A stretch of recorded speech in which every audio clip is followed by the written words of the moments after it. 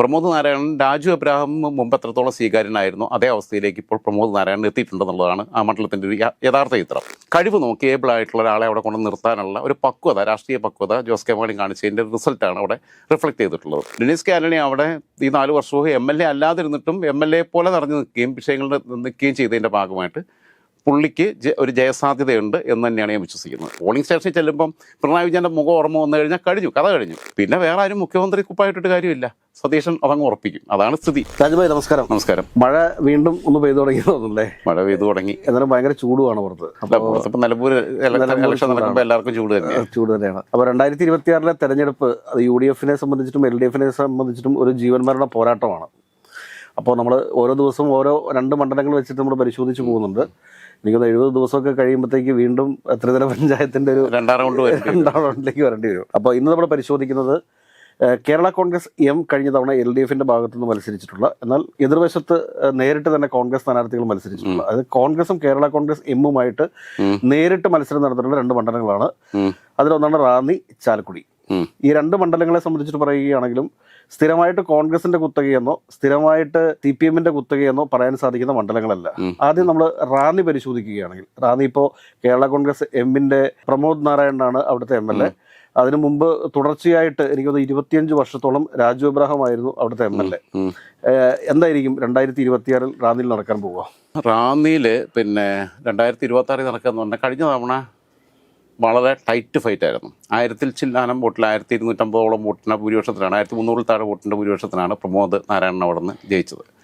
പ്രമോദ് നാരായണൻ സ്ഥാനാർത്ഥിയായിട്ട് വരുമ്പോൾ വലിയ പ്രതിഷേധമൊക്കെ ഉണ്ടായിരുന്നു. ആ സീറ്റ് പിന്നെ കേരള കോൺഗ്രസ് മാണി ഗ്രൂപ്പിന് വിട്ടുകൊടുത്തതിൽ പ്രതിഷേധം ഉണ്ടായിരുന്നു. രാജു അബ്രഹാം ഒരിക്കൽ പോലും മന്ത്രിയായില്ല എന്ന, രാജു അബ്രഹാമിന് വ്യക്തിപരമായി കിട്ടിയിരുന്ന വലിയൊരു വോട്ടുണ്ട്.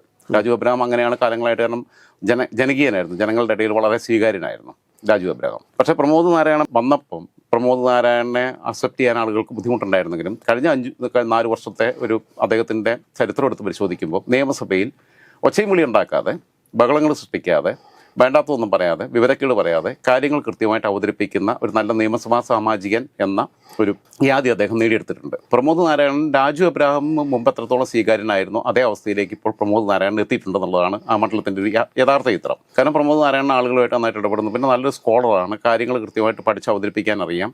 അത് കണ്ടിട്ട് കാലാകാലങ്ങളായിട്ട് പിന്നെ കേരള കോൺഗ്രസ്സിൽ മാണിയാവട്ടെ, ജേക്കബ് ആവട്ടെ, പിന്നെ ബാക്കിയുള്ളവരൊക്കെ ആവട്ടെ, ഇവരുടെ പെട്ടി തൂക്കി നടക്കുന്നവരെയാണ് സാധാരണഗതിയിൽ എല്ലാവരും കൊണ്ടുവരാറുള്ളത്. പക്ഷേ ജോസ് കെ മാണി കഴിഞ്ഞ തെരഞ്ഞെടുപ്പിലെടുത്ത ഏറ്റവും നല്ല ഒരു സെലക്ഷൻ എന്ന് പറയുന്നത് പ്രമോദ് നാരായണനെ പോലെ ഒരാളെ, പ്രത്യേകിച്ചും ക്രിസ്ത്യൻ കമ്മ്യൂണിറ്റിയുടെ വോട്ട് വളരെ നിർണായകമായ, അതിൽ തന്നെ കത്തോലിക്ക വോട്ടുകൾ, അവിടെ കത്തോലിക്ക വോട്ട്, നായർ വോട്ടുമാണ് അവിടുത്തെ ഏറ്റവും പ്രധാനപ്പെട്ട വോട്ട് ബാങ്ക് എന്ന് പറയുന്നത്. അങ്ങനെയുള്ള ഒരു മണ്ഡലത്തിൽ പ്രമോദ് നാരായണനെ കൊണ്ടുവന്ന് അവിടെ സ്ഥാനാർത്ഥിത്വം നൽകുകയും കൊണ്ടുവരികയും ഒക്കെ ചെയ്തപ്പം പെട്ടി പിടിക്കാൻ വന്നിട്ടല്ല, അങ്ങനെയുണ്ട്. അപ്പം കഴിവ് നോക്കി ഏബിൾ ആയിട്ടുള്ള ഒരാളെ അവിടെ കൊണ്ട് നിർത്താനുള്ള ഒരു പക്വത, രാഷ്ട്രീയ പക്വത ജോസ് കെ മാണി കാണിച്ചതിൻ്റെ റിസൾട്ടാണ് അവിടെ റിഫ്ലക്ട് ചെയ്തിട്ടുള്ളത്. അതേസമയം തന്നെ അവിടെ BJP വളരെ ശക്തമായിട്ടുള്ളൊരു ഘടകമാണ്. BJP അവിടെ BDJS ആണ് മത്സരിച്ചുകൊണ്ടിരുന്നതെന്നാണ് എൻ്റെ ഓർമ്മ. BDJSനെ പക്ഷേ 2016 കിട്ടിയ അത്രയും വോട്ട്, അന്ന് ഈ 10-20,000-ഓളം വോട്ട് കിട്ടി. അത് ഗണ്യമായ രീതിയിൽ അവിടെ പത്മകുമാറാണ് മത്സരിച്ചിരുന്നത്. 19,000 സംതിങ് വോട്ട്, 19,587 വോട്ടോളം അന്ന് പത്മകുമാറിന് BDJS-നെ സ്ഥാനാർത്ഥി 2021. അതിന് മുമ്പ് അതിനേക്കാൾ കൂടുതൽ വോട്ട് കിട്ടി. അതിൽ നിന്ന് വോട്ട് ബാക്കിയുള്ളിടത്തെല്ലാം BJPക്ക് വോട്ട് വിഹിതം വർദ്ധിച്ചപ്പം ഈ മണ്ഡലത്തിൽ വോട്ട് വിഹിതം കുറഞ്ഞുപോയി. ആ വോട്ട് എങ്ങോട്ട് പോയി എന്നുള്ളത് വലിയ ചോദ്യമാണ് അവിടെ. അങ്ങനെ സംഭവമുണ്ട് അവിടെ. ആ കുറവ് എങ്ങനെ സംഭവിച്ചു എന്നുള്ളത്, പ്രത്യേകിച്ചും ശബരിമല വിഷയം ബാക്കിയുള്ള കാര്യങ്ങളൊക്കെ ഉണ്ടായിട്ടും എന്തുകൊണ്ട് കുറഞ്ഞു പോയി എന്നുള്ളത് പിന്നെ വലിയ ചോദ്യമാണ്. എന്നാൽ അവിടെ സുരേന്ദ്രൻ നന്നായിട്ട് വോട്ട് പിടിച്ചിട്ടുണ്ട്. ഏകദേശം 39,000-ഓളം വോട്ട് സുരേന്ദ്രൻ പിടിച്ചു എന്ന് എനിക്ക് തോന്നുന്നു. അവിടെ 39,000-ഓളം വോട്ട് അവിടെ 2019 സുരേന്ദ്രൻ അവിടെ ലോക്സഭയിലേക്ക് പിടിച്ചിട്ടുണ്ട്. 39,000 എന്ന് പറഞ്ഞാൽ നിയമസഭയിൽ ഒരു വലിയ വോട്ടാണ്. BJPയുടെ സ്ഥാനാർത്ഥിയാണ് നിൽക്കുന്നതെന്നുണ്ടെങ്കിൽ നന്നായിട്ട് വോട്ട് കിട്ടും. BDJS-ന്റെ സ്ഥാനാർത്ഥി ആയതുകൊണ്ടാണ് ഈ 30-ന് താഴേക്ക് പോകുന്നത്. 30-ന് പിന്നെ മുകളിൽ BJP പിടിച്ചാൽ അവിടെ പ്രമോദ് നാരായണൻ ഈസി വാക്ക് ഓവറാണ്. പക്ഷേ BJPയുടെ വോട്ട് കുറഞ്ഞാൽ അതെങ്ങോട്ട് പോകും? ഭരണവിരുദ്ധ വികാരം, കാരണം പ്രമോദ് നാരായണനെ ആയിരിക്കത്തില്ല ചിലപ്പോൾ ആൾക്കാർ കടന്നത്. പോളിംഗ് സ്റ്റേഷനിൽ ചെല്ലുമ്പം പിണറായി വിജയൻ്റെ മുഖം ഓർമ്മ വന്നു കഴിഞ്ഞാൽ കഥ കഴിഞ്ഞു. അവിടെയാണ് വിഷയമുള്ളത്. പിന്നെ ഉള്ളത് ഇപ്പോൾ UDF-ൽ നിന്ന് ആരും മത്സരിക്കുന്നുള്ളതാണ്. UDF-ൽ അവിടെ MC ചെറിയാൻ പിന്നെ മത്സരിച്ചു, അദ്ദേഹം MLA ആയിട്ടുണ്ട്. അദ്ദേഹം പിന്നീട് പരാജയപ്പെട്ടു. രാജു അബ്രഹാമിനോടാണെന്ന് തോന്നുന്നു പരാജയപ്പെട്ടു. രാജു അബ്രഹാം തുടർച്ചയായിട്ട് 5 തവണ വിജയിച്ചു അവിടെ നിന്ന് മത്സരിച്ചിട്ട്, 5 ടൈം. രാജു അബ്രഹാമിൻ്റെ സ്വന്തം മണ്ഡലമായിട്ട് വോട്ട് ബാങ്കുള്ള സൗമ്യനാണ്. പിന്നെ ഈ അഹങ്കാരം, പൊതുവെയുള്ള സഖാക്കളുടെ അഹങ്കാരവും കോപ്രായത്തിനൊന്നും പോകാറില്ല. പക്ഷേ MC ചെറിയാൻ്റെ ശേഷം MC ചെറിയാൻ്റെ ഭാര്യ അവിടെ മത്സരിച്ച് പരാജയപ്പെട്ടിട്ടുണ്ട്. കഴിഞ്ഞ തവണ MC ചെറിയാൻ്റെ മകൻ റിങ്കു ചെറിയാൻ മത്സരിച്ച് പരാജയപ്പെട്ടിട്ടുണ്ട്. UDF-ന്റെ സ്ഥാനാർത്ഥിയായിട്ട് അവിടെ വരാൻ സാധ്യത ഒന്നുകിൽ മാണി ഗ്രൂപ്പ് UDFിൻ്റെ ഭാഗമായി പോയാൽ പ്രമോദ് നാരായണൻ തന്നെ തുടരും. പിന്നെ ജോസ് കെ മാണിക്ക് നല്ലൊരു ഷുവർ സീറ്റ് കൊടുക്കും. ബാക്കിയുള്ളവർക്ക് പിന്നെ ജയരാജൊക്കെ അവർ നിൽക്കുന്ന സീറ്റുകളിൽ തന്നെ. പക്ഷേ എനിക്ക് തോന്നുന്നില്ല അങ്ങനത്തെ ഒരു സാധ്യത ഉണ്ടോ എന്ന് പുനഃപരിശോധന. ഏകദേശം നിലമ്പൂർ ഇലക്ഷന് ശേഷം നമുക്ക് ആ ഒരു കാര്യത്തിൽ ഉറപ്പാണ്. നിലമ്പൂർ ഇലക്ഷനാണ് ഇതിനകത്തൊക്കെ ഉള്ളത് ഘടകം. കാരണം അപ്പോൾ പിന്നെ ഈ LDF ജയിച്ചാൽ LDFിലുള്ള ഒരു കക്ഷികളും വിട്ടുപോകില്ല. അതേസമയം അവിടെ പിന്നെ UDF ജയിച്ചാൽ പിന്നെ പലരും മുങ്ങുന്ന കപ്പലിൽ നിന്ന് എടുത്ത് ചാടാൻ തുടങ്ങി. 10,000-ന് മുകളിലാണ് നിലമ്പൂർ കോൺഗ്രസിന് ലഭിക്കുന്ന ഭൂരിപക്ഷമെങ്കിൽ പല മുന്നണി സമവാക്യങ്ങളിൽ മാറ്റങ്ങളുണ്ടാവും. അതെ അതെ തീർച്ചയായിട്ടും. അപ്പം അതായത് UDFിനകത്തുള്ള പല മുന്നണികളെയും ചവിട്ടി പുറത്താക്കിയിട്ട് പല ഘടകകക്ഷികളെയും മറ്റ് പല ഘടകകക്ഷികളെ ഇതിലേക്ക് കൊണ്ടുവരാനുള്ള സാധ്യതകളുണ്ട്. ഇല്ലെന്ന് പറയാൻ പറ്റില്ല. അത് മാത്രമല്ല കോൺഗ്രസിന്റെ മാർഗനിങ് കപ്പാസിറ്റി കൂടുകയും ചെയ്യും. തീർച്ചയായിട്ടും മുന്നണി ഘടകകക്ഷികൾക്കകത്തും ജോസഫിനൊന്നും കഴിഞ്ഞ കൊടുത്തത്രയും സീറ്റൊന്നും മത്സരിക്കാൻ കൊടുക്കത്തില്ല. ഒരു കാരണവശാലും കൊടുക്കില്ല. നിങ്ങളില്ലെങ്കിൽ ഞങ്ങൾക്ക് ജയിക്കാം എന്നുള്ള ആത്മവിശ്വാസത്തിലേക്ക് അവരെത്തും. ഇത്രയും വലിയ പ്രതികൂല സാഹചര്യത്തിൽ പോലും ആര്യടൻ ഷൗക്കത്തിനെതിരായിട്ട് ഇത്രയും നെഗറ്റീവ് ഫാക്ടേഴ്സ് ഉണ്ടായിട്ട് പോലും ജയിച്ചു കഴിഞ്ഞാൽ അതൊരു മിന്നും വിജയമാണ്. അതോടുകൂടി പിന്നെ ഒരു കാര്യമുണ്ട്, പിന്നെ വേറെ ആരും മുഖ്യമന്ത്രി കുപ്പായിട്ടിട്ട് കാര്യമില്ല. സതീശൻ അതങ്ങ് ഉറപ്പിക്കും. അതാണ് സ്ഥിതി. എന്തായിരുന്നാലും ഇവിടെ ഇപ്പോൾ ഈ ചെറുകോൽപ്പുഴ പഞ്ചായത്ത് ഭരിക്കുന്നത് BJP ആണ്. അവിടെ ചെറുകോൽപ്പുഴ പഞ്ചായത്ത് റാന്നി മണ്ഡലത്തിൽ. അതേപോലെ അയിരൂർ പഞ്ചായത്തിൽ അവർക്ക് 6 മെമ്പർമാരുണ്ട്. പിന്നെ കത്തോലിക്ക നായർ വോട്ടുകളാണ് പ്രധാനമെന്ന് ഞാൻ പറഞ്ഞു. അപ്പം ജോസ് കെ മാണി UDFിൻ്റെ കൂടെ ചേരാൻ തീരുമാനിച്ചാൽ പ്രമോദ് നാരായണൻ തന്നെയായിരിക്കും സ്ഥാനാർത്ഥി. ജോസ് കെ മാണി LDFിൻ്റെ ഭാഗമായി തന്നെ നിന്നാൽ പ്രമോദ് നാരായണനോട് LDFിൻ്റെ സ്ഥാനാർത്ഥി. രണ്ടാണെങ്കിലും പ്രമോദ് നാരായണൻ സ്ഥാനാർത്ഥി, പിന്നെ ഏതെങ്കിലും ഒരു മുന്നണിയുടെ. LDFിൻ്റെ ഭാഗമായിട്ട് തന്നെ ജോസ് കെ മാണി തുടർന്ന് പ്രമോദ് നാരായണൻ സ്ഥാനാർത്ഥിയായാൽ UDF ഒരു പക്ഷേ നിലമ്പൂരിൽ ആര്യാടൻ ഷൗക്കത്ത് വിജയിച്ചാൽ ഇവിടെ VS ജോയിയെ കൊണ്ടുവരാൻ സാധ്യതയുണ്ട്. കാരണം VS ജോയിയെ സംബന്ധിച്ചിടത്തോളം ഈ ജാതി മതോ പ്രശ്നങ്ങളൊന്നും വരാത്തൊരാളാണ്. അങ്ങനെയാണല്ലോ മൊത്തത്തിൽ നിൽക്കുന്നത്.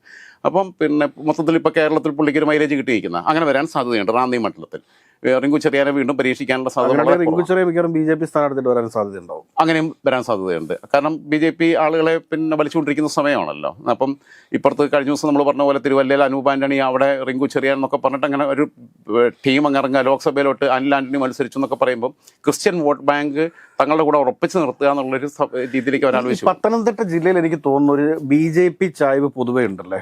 ഉണ്ട്, BJP ചായ്വുണ്ട്. അതായത് ക്രിസ്ത്യൻ കമ്മ്യൂണിറ്റിക്കകത്ത് പത്തനംതിട്ട എന്നല്ല, കോട്ടയത്താണെങ്കിലും ഇപ്പോൾ എറണാകുളത്താണെങ്കിലും ഒക്കെ ക്രിസ്ത്യൻ സമൂഹത്തിൻ്റെ ഇടയിൽ ഈ ഒരു അൺടച്ചബിലിറ്റി മാറിക്കിട്ടി BJP. എനിക്ക് തോന്നുന്നു എറണാകുളത്തില്ല, പക്ഷെ കോട്ടയത്തും ഈ പറഞ്ഞ പത്തനംതിട്ടയിലുണ്ട്. എറണാകുളത്ത് അത്രത്തോളം അല്ല ഞാൻ പറഞ്ഞത് BJPയുടെ അനുകൂലം എന്നല്ല പറഞ്ഞേ. അല്ല, BJPയിലേക്ക് ക്രിസ്ത്യാനികൾ അങ്ങനെ പോകുന്നുണ്ട്. എനിക്കൊരു സംശയമുണ്ട് എറണാകുളത്തെ കാര്യത്തിൽ. ഞാൻ പറഞ്ഞ പോകുന്നു എന്നല്ല പറഞ്ഞേ.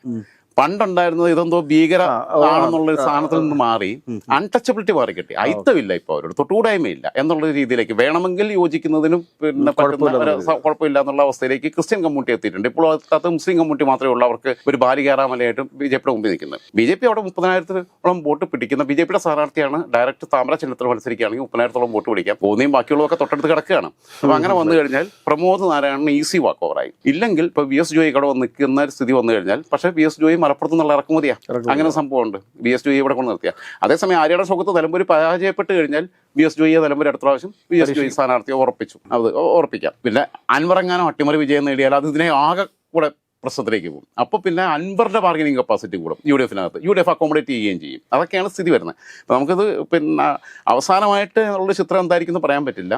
എന്തായാലും പ്രമോദ് നാരായണൻ അവിടെ വീണ്ടും മത്സരിക്കും എന്നുള്ള കാര്യത്തിൽ നമുക്ക് സംശയമൊന്നുമില്ല. നല്ല ടൈറ്റ് അല്ല. BJP നല്ല സ്ഥാനാർത്ഥിയെ നിർത്തിയാൽ 10-30,000 വോട്ട് പിടിച്ചാൽ വലിയ ടൈറ്റ് ഫൈറ്റ് ഇല്ല.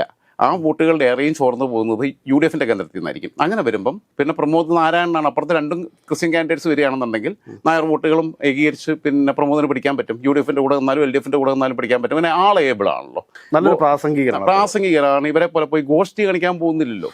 ബാക്കി പ്രാസംഗികന്മാരാണല്ലോ അഹങ്കാരം തറക്കി പിടിച്ചല്ലിരിക്കുന്നത്. പ്രമോദ് നാരായണനെ ട്രോളിയിട്ടുള്ള ഒരൊറ്റ വീഡിയോ നമുക്ക് കാണിക്കാൻ പറ്റത്തില്ല എവിടെ സാമൂഹ്യ മാധ്യമങ്ങളിൽ നോക്കിയാൽ. ഞാനൊരു അബദ്ധം വായിന്ന് വരുന്നില്ല. അപ്പോൾ ആ രീതിയിൽ റാന്നിയിൽ രാജു അബ്രഹാം ഉണ്ടാക്കിയ പോലെ തന്നെ ഒരു വ്യക്തിപ്രഭാവം പ്രമോദ് നാരായണന് കേവലം 4 വർഷം കൊണ്ട് ഉണ്ടാക്കിയെടുക്കാൻ പറ്റിയെന്നൊരു യാഥാർത്ഥ്യമുണ്ട്. മറുവശത്ത് ആരൊക്കെയായിരിക്കും വരുന്നതെന്നൊക്കെ അറിയുമ്പോൾ നമുക്ക് 2ാം റൗണ്ട് ചർച്ച വരുമ്പോൾ വീണ്ടും കൂടുതൽ പറയാം. ചാലക്കുടി എന്ന് പറയുമ്പോഴത്തേക്ക് അത് കുറെ അധികം കാലഘട്ടത്തിന് ശേഷം എനിക്കൊന്ന് 3 തവണ BD ദേവസി എന്നുള്ള ഒരു CPM-ന്റെ നേതാവ് സഖാവ് വിജയിച്ചതിന് ശേഷം കഴിഞ്ഞ തവണയാണ് ഈ സനീഷ് ജോസഫിലൂടെ ഈ ചാലക്കുടി മണ്ഡലം കോൺഗ്രസ് തിരിച്ചു പിടിക്കുന്നത്. അന്ന് എതിർ സ്ഥാനാർത്ഥിയായിട്ട് വന്ന ഡെന്നിസ് കെ ആന്റണിയാണ്. അദ്ദേഹം CLCയുടെ സംസ്ഥാന പ്രസിഡന്റ് ആയിരുന്നു. അതുകൂടാതെ കോൺഗ്രസിന്റെ പാനലിൽ തന്നെ നിന്നുകൊണ്ട് ചാലക്കുടി ബ്ലോക്ക് പഞ്ചായത്തിന്റെ പ്രസിഡന്റൊക്കെ ആയിരുന്നു. കോൺഗ്രസിന്റെ ഒരു ശക്തനായ പ്രവർത്തകനായിരുന്നു. പക്ഷേ കേരള കോൺഗ്രസ് LDFിലേക്ക് പോയ സമയത്ത് അദ്ദേഹവും കേരള കോൺഗ്രസ് എമ്മിനോടൊപ്പം ചേരുകയും അവിടെ ചാലക്കുടി സ്ഥാനാർത്ഥിയാവുകയും ചെയ്തിരുന്നു. അദ്ദേഹവും സനീഷ് ജോസഫും തമ്മിലുള്ള മത്സരത്തിൽ വെറും 1000 വോട്ടിനാണ് അദ്ദേഹം പരാജയപ്പെട്ടത്. 2026 എന്ത് സംഭവിക്കും? അതായത് ബി ഡി ദേവസി 3 പ്രാവശ്യം ജയിച്ചു എന്ന് പറയുമ്പം, കാരണം നേരത്തെ പറഞ്ഞ പോലെ സാവിത്രി ലക്ഷ്മണൻ അവിടെ നിന്ന് വന്നിട്ടുണ്ട്, അങ്ങനെ പലരും വന്നിട്ടുണ്ട്. ഈ നമ്മൾ നേരത്തെ പറഞ്ഞ റാന്നിക്കും ഇതിനുള്ളൊരു പൊതു സ്വഭാവം എന്ന് പറഞ്ഞാൽ റാന്നിയിൽ ആകെ ഒരു അത്ഭുതം സൃഷ്ടിച്ചിട്ടുള്ളത് രാജു അബ്രഹാം മാത്രമാണ് സൃഷ്ടിച്ചിട്ടുള്ളത്. ഇവിടെ ഹാട്രിക് അടിച്ചു ബി ഡി ദേവസി ഹാട്രിക് അടിക്കാന്ന് പറഞ്ഞാൽ ബി ഡി ദേവസി പാർട്ടി ബ്രാഞ്ചിൽ നിന്ന് തുടങ്ങി ലോക്കൽ കമ്മിറ്റി തുടങ്ങി ലോക്കൽ സെക്രട്ടറിയായി ഏരിയ കമ്മിറ്റി അംഗമായി പാർട്ടിയുടെ ഏരിയ സെക്രട്ടറി ആയിരുന്ന ആളാണ്. പക്ഷേ ബി ഡി ദേവസി 3ാമത്തെ ടൈം ആയപ്പോഴത്തേക്ക് ഭയങ്കര അഹങ്കാരവും അതേപോലെ തന്നെ പാർട്ടിക്ക് വേണ്ടിയിട്ട് ഒരു ഫണ്ട് റൈസ് ചെയ്യാൻ വേണ്ടി ആളുകളെ ഇങ്ങനെ സമ്മർദ്ദത്തിലാക്കുന്ന കച്ചവടക്കാരെ, വ്യാപാരികളെ, ചെറുകിട വ്യവസായ സംരംഭകരെ, കോൺട്രാക്ടർമാരെ ഒക്കെ വെറുപ്പിച്ചു. അതുകൂടെ വന്നിട്ടാണ് കഴിഞ്ഞ തവണ പല സീറ്റുകളും LDF തരംഗത്തിൽ UDFിൻ്റെ പല സിറ്റിംഗ് സീറ്റുകളും അവർക്ക് നഷ്ടപ്പെടുന്ന സാഹചര്യത്തിലും നമ്മുടെ കൊല്ലം ജില്ലയിൽ CR മഹേഷ് ജയിച്ച കരുനാഗപ്പള്ളിയിൽ ജയിച്ചു, അട്ടിമറിച്ചു. ഇടതു മുന്നണിയെ 3ാം സ്ഥാനത്തേക്ക് അവരെ സിറ്റിംഗ് സീറ്റിൽ തള്ളിയിട്ടിട്ടാണ് CR മഹേഷ് ജയിക്കുന്നത്.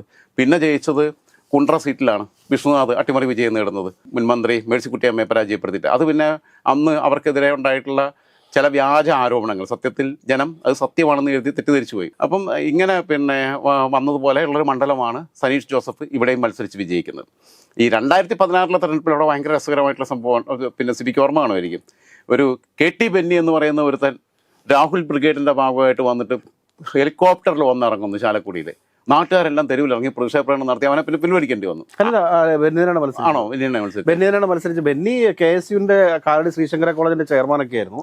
കുറെ വർഷങ്ങൾക്ക് ശേഷം ശങ്കര കോളേജിൽ SFIയുടെ കയ്യിൽ നിന്ന് പിടിച്ചെടുത്തൊരു ചെയർമാനൊക്കെ ആയിരുന്നു. അത്യാവശ്യം പ്രവർത്തനമൊക്കെ. പക്ഷെ നാട്ടിൽ അംഗീകാരമില്ലായിരുന്നു. നാട്ടിലാകെ ആൾക്കാർ പ്രകടനം നടത്തിയല്ലോ. മണ്ഡലം കമ്മിറ്റികളും ബ്ലോക്ക് കമ്മിറ്റികളും എല്ലാം പ്രതിഷേധിച്ചു. ചാലക്കുടിയിൽ അദ്ദേഹം അങ്കമാലി നിയോജക മണ്ഡലത്തിൽപ്പെട്ട മൂക്കന്നൂർ സ്വദേശി. ചാലക്കുടിയിൽ അങ്ങനെ വന്നു നിന്ന് അതും നേരെ ഡൽഹിയിൽ നിന്നാണ് ഹെലികോപ്റ്ററിലൊക്കെ വന്നിറങ്ങിയത്. പക്ഷേ 2021 തെരഞ്ഞെടുപ്പിൽ സനീഷ് ജോസഫ് 3 തവണയായി CPM ജയിച്ചുകൊണ്ടിരിക്കുന്ന മണ്ഡലത്തിൽ അട്ടിമറി വിജയത്തിലേക്കാണ് പോകുന്നത്. നേരിയ ഭൂരിപക്ഷത്തിലാണ് വിജയിച്ചത്. ചാലക്കുടിക്കകത്ത് UDFിന്റെ സ്ഥാനാർത്ഥിയെ സംബന്ധിച്ചിടത്തോളം അദ്ദേഹം അവിടെ പ്രാദേശിക ഭരണ കേന്ദ്രങ്ങളിലും തദ്ദേശ സ്വയംഭരണ തെരഞ്ഞെടുപ്പിലും ഒക്കെ മികവ് തെളിയിച്ച വ്യക്തിത്വമുള്ള ഒരാൾ തന്നെയാണ്. സനീഷിന് കിട്ടിയ അവസരം വേണ്ടത്ര ഉപയോഗിച്ചിട്ടില്ല എന്ന് തന്നെ നമുക്ക് പറയേണ്ടി വരും. അതായത് സനീഷിനെ കുറിച്ച് വേറെ കുറ്റമൊന്നും പറയാനില്ല. പക്ഷേ സനീഷ് ഒരു MLA എന്ന രീതിയിൽ തനിക്ക് കിട്ടിയ അവസരം ആ സീറ്റ് എങ്ങനെ നിലനിർത്തണം എന്നുള്ള രീതിയിൽ ജനങ്ങൾക്കിടയിൽ വേണ്ടത്ര ഇടപെടലുകൾ നടത്തുകയും വിഷയങ്ങൾ കൈകാര്യം ചെയ്യുകയൊക്കെ ചെയ്തോ എന്ന് ചോദിച്ചാൽ നിയമസഭയിൽ പ്രസംഗത്തിൻ്റെ പോലും വീഡിയോ ഇതുവരെയും കണ്ടിട്ടില്ല. അതായത് നിയമസഭയിൽ പ്രസംഗിച്ചിട്ടൊക്കെയുണ്ട്. അദ്ദേഹം യൂത്ത് കോൺഗ്രസിൻ്റെ ഒരു സമര പോരാളിയൊക്കെ ആയിരുന്നു, അതിനകത്ത് തർക്കമൊന്നുമില്ല. പക്ഷേ അദ്ദേഹം അവിടെ ചാലക്കുടി നിയോജകമണ്ഡലവുമായി ബന്ധപ്പെട്ടുള്ള വികസന പ്രവർത്തനങ്ങളിൽ വേണ്ട രീതിയിലുള്ള ഇടപെടലുകൾ നടത്തിയിട്ടുണ്ടോ എന്ന കാര്യത്തിൽ സംശയമുണ്ട്. ഇപ്പോൾ നമ്മൾ പറയുകയാണെങ്കിൽ ഈ മലക്കപ്പാറ തുമ്പൂർ വഴി എന്നൊക്കെ പറഞ്ഞിട്ടൊക്കെ ഒരു KSRTCയുടെ സർവീസ് ചാലക്കുടിയിൽ നിന്ന് ആരംഭിച്ചിരുന്നു. അതിപ്പോൾ നിർത്തി വെച്ചേക്കാണ്. അത് ഏറ്റവും കൂടുതൽ KSRTCക്ക് ലാഭം ഉണ്ടാകുന്ന ഒരു കാര്യമായിരുന്നു. അപ്പോഴേക്കും അത് MLAയുടെ ഉത്തരവാദിത്വമാണ്. തന്റെ നിയോജക മണ്ഡലത്തിൽ പെട്ടിട്ടുള്ള ഒരു KSRTC ഡിപ്പോയിൽ നിന്ന് മലക്കപ്പാറ തുമ്പൂർ വഴി എന്ന് പറയുന്നത് ചാലക്കുടി നിയോജക മണ്ഡലത്തിൽ പെട്ടിട്ടുള്ളതാണ്. അതോടൊപ്പം തന്നെ ഈ ചാലക്കുടി നിയോജക മണ്ഡലത്തിൽ പെട്ടിട്ടുള്ള ഒരെണ്ണമാണ് അതിരപ്പള്ളി വാട്ടർഫോൾസ്. ഈ അതിരപ്പള്ളി വാട്ടർഫോൾസിനെ ഒന്നും വേണ്ട രീതിയിൽ ഡെവലപ്പ് ചെയ്യാനായിട്ടോ അവിടത്തേക്കുള്ള അടിസ്ഥാന സൗകര്യങ്ങൾ എന്ന് പറഞ്ഞാൽ എന്താണ്, റോഡിന്റെ സ്ഥിതി മെച്ചപ്പെടുത്തുക എന്നുള്ളതൊക്കെയാണ്. അപ്പോൾ അതിലൊക്കെ അദ്ദേഹം ഒരു പരാജയമാണ് എന്നുള്ളത് തന്നെയാണ്. പിന്നെ കഴിഞ്ഞ തവണ ഈ ഡെന്നിസ് കെ ആന്റണി പരാജയപ്പെടാനുള്ള പ്രധാനപ്പെട്ട കാരണം എന്താണെന്ന് ചോദിച്ചു കഴിഞ്ഞാൽ ഈ നമ്മുടെ സീറോ മലബാർ സഭയിലെ കുർബാന തർക്കവുമായിട്ട് അതിനൊരു ബന്ധമുണ്ട്. അദ്ദേഹം ആലഞ്ചേരി പിതാവിന്റെ ഒരു കാൻഡിഡേറ്റ് എന്നുള്ള രീതിയിൽ അവിടെ ഒരു പരസ്യ പ്രചാരണം പല പള്ളികളിലും വിളിച്ചു പറയുകയൊക്കെ ചെയ്തിരുന്നു. അതായത് കൊരട്ടിയൊക്കെ ഈ ചാലക്കുടിയുടെ കീഴിൽ വരുന്നതാണ്. ഡെന്നിസ് ആന്റണി CLCയുടെ സംസ്ഥാന പ്രസിഡന്റ് ആയിരുന്നു. അത് ക്രൈസ്തവ സഭയുടെ ഏറ്റവും വലിയൊരു യുവജന പ്രസ്ഥാനമാണ് CLC എന്ന് പറയുന്നത്. അദ്ദേഹത്തെ സംബന്ധിച്ച് വളരെ സാധാരണമായ ഒരു ജീവിത സാഹചര്യം ഉള്ള ഒരു ആളാണ്. അദ്ദേഹം ഇപ്പോൾ ജോ ഭവൻ എന്നൊക്കെയുള്ള രീതിയിൽ കുറെ വീടുകൾ നിർമ്മിച്ചു നൽകുകയും ഒക്കെ ചെയ്യുന്നുണ്ട്. അങ്ങനെ ഒരുപാട് കാര്യങ്ങൾ അദ്ദേഹം അവിടെ ചെയ്തുകൊണ്ടിരിക്കുന്നത്. എനിക്ക് തോന്നുന്നു അടുത്ത പ്രാവശ്യം അദ്ദേഹം തന്നെയാണ് അവിടെ മത്സരിക്കാനായിട്ടുള്ള സാധ്യതകളുണ്ട്. പക്ഷെ അടുത്ത തവണ അദ്ദേഹം മത്സരിക്കുന്ന സമയത്ത് കഴിഞ്ഞ തവണ ആലഞ്ചേരി പിതാവിന്റെ പക്ഷത്താണ് ഇദ്ദേഹം എന്ന് പറഞ്ഞുകൊണ്ട് മാറ്റി നിർത്തിയ പല പള്ളികൾക്കും ഇദ്ദേഹത്തെ മാറ്റി നിർത്താൻ പറ്റത്തില്ല.